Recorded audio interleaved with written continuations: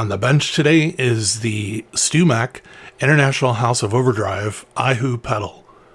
Today is October 28th, 2024, and today is also the launch date for the StewMac International House of Overdrive IHOO pedal kit. From this point forward in the video, I'm just going to call it the IHOO pedal kit. StewMac offers great pedal kits in my opinion. I've built quite a few of them, and I've actually built a few on the channel here. When StewMac asked me if I'd be interested in trying out one of the fully assembled versions of the IHOO pedal, I said, hell yeah, I'd love to do that. Distortion pedals are my favorite pedals, and as a result I have a pretty large collection of them. They're just so addictive. Each one is different from the next one.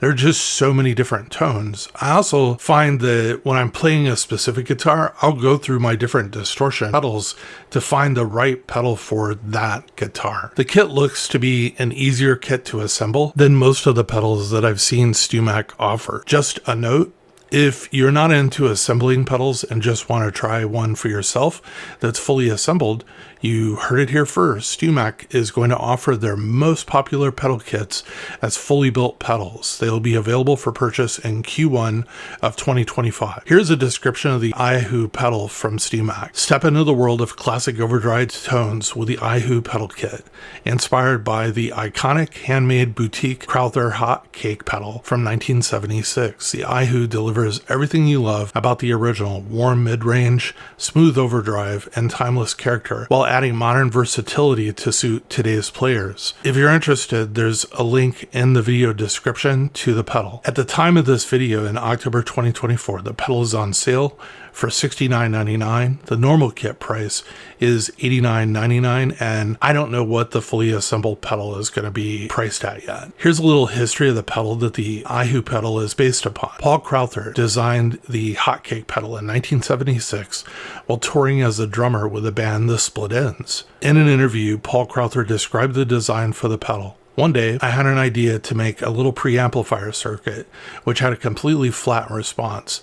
It didn't affect the tone, but when it distorted, there is a tone filtering applied to just the distorted part, but not the clean aspect of the sound.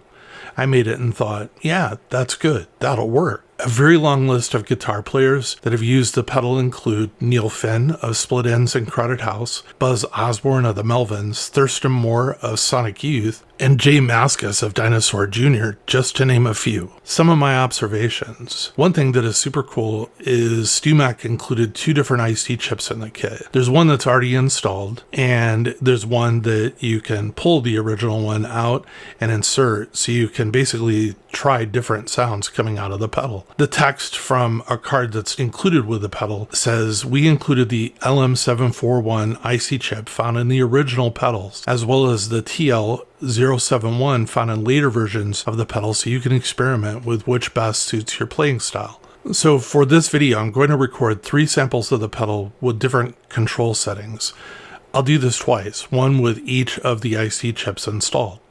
Then we both can decide which chip we like the most. The first time that I plugged into the IHOO pedal with the LM741 IC chip installed, I was really surprised by the distortion sound. It is very different from any of the other pedals that I have in my collection, and this includes Klon clones and tube screamers and so on. For the amp, I'm using a Fender Princeton reverb, and the guitar is a Fender 70s Telecaster Custom with a Fender wide-ranging humbucker in the neck and a Tele single coil in the bridge. Swapping out the IC chips is fairly easy to do. Open the pedal by removing the 4 screws. Take a look at the center of the screen in the red circuit board, and you'll see the IC chip installed in a socket in the middle of the screen.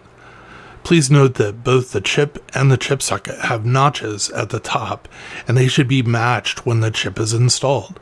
There's also a small indented circle on the IC chip to the top left that should be aligned with the top of the chip socket as shown as well. Using a small flat blade screwdriver, lift up a small amount on each end of the IC chip, a small amount on each end of the IC chip, followed by doing the same several times back and forth until the chip finally comes out of the socket without bending the legs. Don't worry, if you bend the legs, you can always straighten them back using the small flat blade screwdriver. Insert the new chip with a small indented circle and notch at the top of the chip facing upward and aligning with the notch in the chip socket. Lightly push down on the IC chip so it's inserted into the socket. Try not to have any legs stick out or bend. Reinstall the pedal rear cover and insert the 4 screws, tighten them down, and you should be ready to go again.